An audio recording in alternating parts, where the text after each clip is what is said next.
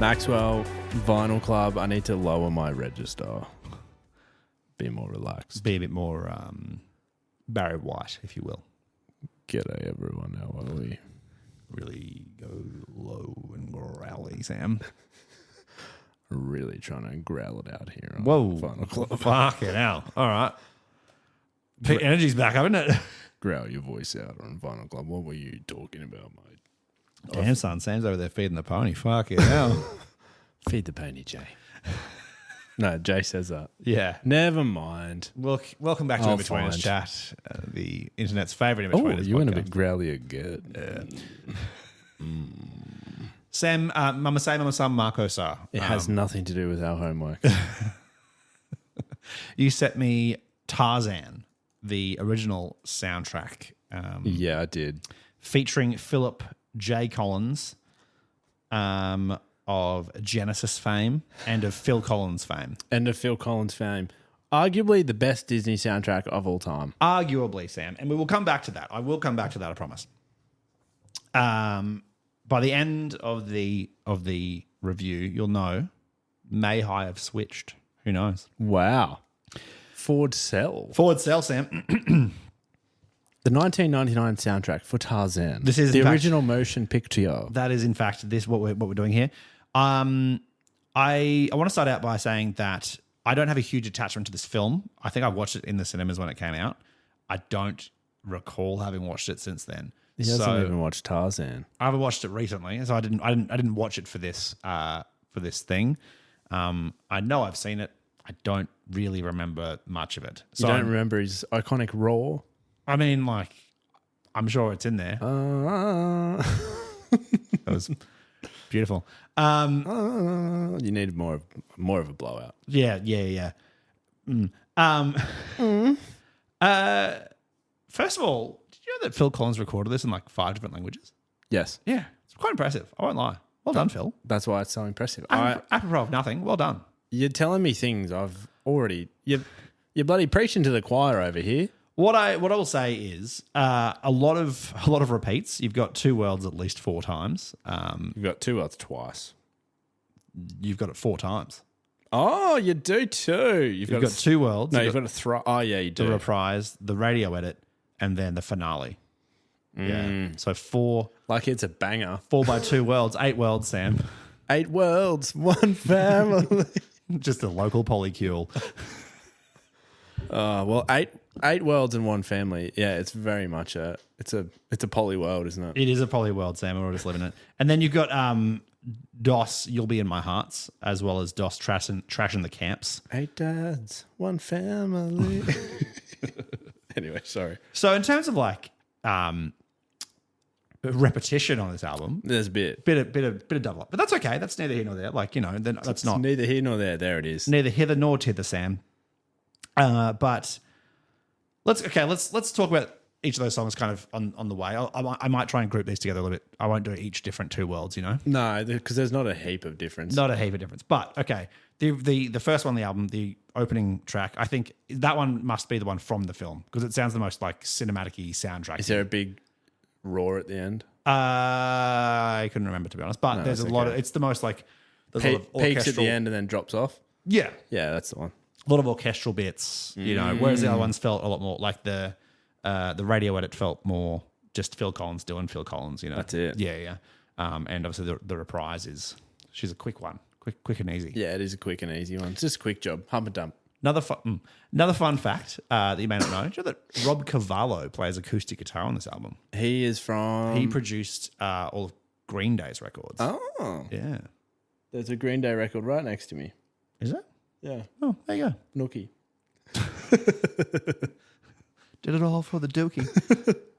Just did that to annoy you. Just thought I'd throw in a little bit of extra, a fact you may not have known. Yeah. Did you know this album peaked at number 5 on the Billboard charts? There you go. Did you know it peaked at number 4 in the Austrian charts? Did it? Yeah. You're so autistic. Yeah. Told you I was going to go deep, Sam. You know me, I don't shy away from a bit of research. No, you do not. I can say without any shadow of a doubt, the worst song on this album, Trash in the Camp. Trash in the Camp, NSYNC version. Oh, yuck. Grim. That's grim. NSYNC do make everything worse. It's a known fact. It's a. Well, what did Justin Timberlake beatbox? Oh, yeah. I don't. Well, that's a memory I'm trying to force out of my brain. I don't want to bring it back up. This will ruin the tour. I think Trash in the Camp, the non-NSYNC version, The Rosie O'Donnell version. actually not bad. It's kind of fun. It's a swing jazz version of like Money by Pink Floyd with all the like, the typewriter and the ka-ching and the, all that kind of crap. Scooby-Doo. Scooby-Doo's not in this film. Scrappy. Even if you put his middle name in there. Scooby-Doo. But Happy with that, are you? got to giggle out of you, Sam. I think pinnacle of this album, opposite of Two Worlds. Sorry, opposite of Two Worlds. Opposite Trash in the Camp, NSYNC's version. Was definitely Strangers Like Me, which I felt like could have been easily just a Invisible Touch era Genesis song. Like that was banger. Phil doing Phil. He was really just in his element there. Yeah. And I can't I understand obviously like lyrically why it's in this song. I don't necessarily know if it fits with the rest musically with the rest. No. Yeah. It to me is just a Phil Collins Genesis song. You know what I mean? And it slaps. It's a great song. Certainly do be slapping, Sam. You'll be in my heart. There's a slow one. It's the slow one. It's the love song, isn't it? Isn't it ever? It's also the one I think that took out the Oscar for Best Original Song in a film. So that's good. And that, it's the classic Disney love song, It is. It's the one that just brings the people together. It's the that climactic moment. And I think the second one in this record, the one that's like the single version, it's not as much of a movie cinematic sound. Phil's going to town on those drums. He's given it an absolute bloody dum-dum-ba-dum. And good on you, Phil. I will just circle back to You'll Be in My Heart because it's interesting and it's the way it's used in this film. Because you think it's a love song, you think it's between Tarzan and Jane, and this is coming from a man who only saw it when he was an infant. It's actually about... It's his mother. It's his mother. Yeah. Yeah. And a mother gorilla's love for a human baby. Two worlds, Sam. One family. That's it. All right. I want to get into... I'll be honest, I'll skip most of like the cinematic numbers. Like I Wondrous Place moves like an 8, looks like a man. Yeah, that's fine. Like whatever, they're fine. Like, they're cinematic. They make a lot more context sense. Skip the foreplay. Let's get to Son of Man, shall we? Let's get to Son of Man. This is another one that I think could have been just a Phil Collins song. Like, it doesn't necessarily have as much of the cinematicness to it. No, it's upbeat, it's fun. But I didn't love it as much. Oh, well. I don't know why. I just didn't land with me as well. And I think this is where I get to my criticisms of the album, if I will, Sam. This soundtrack is a good soundtrack. However, I think that it suffered from the thing that was happening at Disney all round at this point in time. Disney, in animation perspective, had switched from hand-drawn animation. Lion King was the last hand-drawn animated film. And they'd started putting more and more CGI and computer-generated imagery into their films. And so in the animation, it lost a little bit of heart, Like there was still some hand-drawn elements and they were still, like they were kind of figuring out how to make it all work. But they were slowly getting less and less hand-drawn, more getting more the computer-generated stuff. And it felt a little bit flatter. It didn't have the heart, the love, because the computer-generated imagery couldn't quite do what the hand-drawn imagery at the time was doing. And I think that this album may have had a similar fate. I think this album is a bit too digital. And I think the problem, to me, it's Phil Collins. The drums should be big and booming and up in your grill. They felt a bit flat. They felt a bit MIDI. You know what I mean? And I'm not saying that Phil's not laying down the law, but whoever's mixing this thing ready for the cinema just took out some of the hand-drawn animation out of it. You know what I mean? They went a bit too CGI. And I think these songs, if I saw them live, if I saw Phil Collins do the soundtrack, the Tarzan soundtrack live, I'd be like, the drums would be booming, they'd be big, I'd be feeling it, I'd be feeling it in here. And I think listening to it as a soundtrack, I'm like, they've Disney CGI'd this. They've chopped off some of the the big echoiness of the drums. They've made it feel flat and they've made it feel and I think that's where Son of Man didn't quite land for me, is that it should be a Phil Collins song. It should be a rockin' absolute number. And it's just a touch flat. It's a big call. It's a big call. It's a big call. So what you're saying is that Tarzan is not the best Disney soundtrack. What I'm saying is, I think Phil put his whole Colossi into this. Which he did. He did. I can't fault Phil. You know, he's done the job. It's not your fault, Philip. It's not your fault, Phil. I think that Disney got their little hooks into it and stripped out some of the love that Phil put in there. I think these are all good songs, decent songs. Decent songs? Yeah. As in, like, I don't think there's a bad song in here. There is not a bad song in here. That's why it was number 5 on the Billboard charts. But I don't think that it's necessarily landing. Great in theory, execution, not necessarily. And I want to bring some notes. This is why our show will never work. I think individual moments are great, excellent. I think as a whole, I think some of these songs are a bit wasted in this soundtrack. I want Phil to re-release these. Yep. Without where he's mixed them himself, where no one's gotten in there. The studio hasn't come in and been like, we're fiddling with this. We're doing the mix ourselves. I want Phil's original take. Look, I do get it. Because you look at soundtracks like we've had on the show before, like the Shrek soundtrack, where it's just you can skip through and it's all bangers, no repeats. Like every song is different and it is organized chaos, but it all has some form of central theme. Phil Collins, the singles from the album, huge, mega, way bigger than they needed to be. But then you look at the depth, it just drops away. Yeah. In reality, we've got 5 songs here. Yeah, and you've got 4 that are talked about. Yep, yeah. And they're good songs. They're great songs. They're great songs even. I just didn't feel it. And I think that's where it's not the song's fault. I think it's the studio's fault. Yeah, let's blame Disney. Fault. Let's blame Disney. Let's blame the cryogenically frozen Walt. He's looking at you, Walt. It's your fault, Walt. So for that reason alone, well, not that reason alone, I'm about to follow up some other stats. And for that reason alone, I'm out. I hate this thing. No, I'm giving it like you know me, I don't usually like to do a numbers on this podcast. I'm giving it like an 8. It's good. It's very good even. Very good. That's a B+. It's almost an A-, I think. Yeah. But I couldn't quite give it the full tick. Couldn't give it the full Monty. I still think that The Lion King is a better soundtrack. And I've got some additional notes that I think back that up. First of all, Elton John, Tim Rice, and Hans Zimmer, like as good as Phil Collins is, and Phil Collins is great. You got 3 of the all-time greats work on The Lion King. Hans bloody Zimmer, Sam. Yeah, but Son of Man, Strangers Like Me. Name one. Oh no, I'm not going to do that. I was going to say that's a dangerous game to play. I suppose Hakuna Matata is a thing.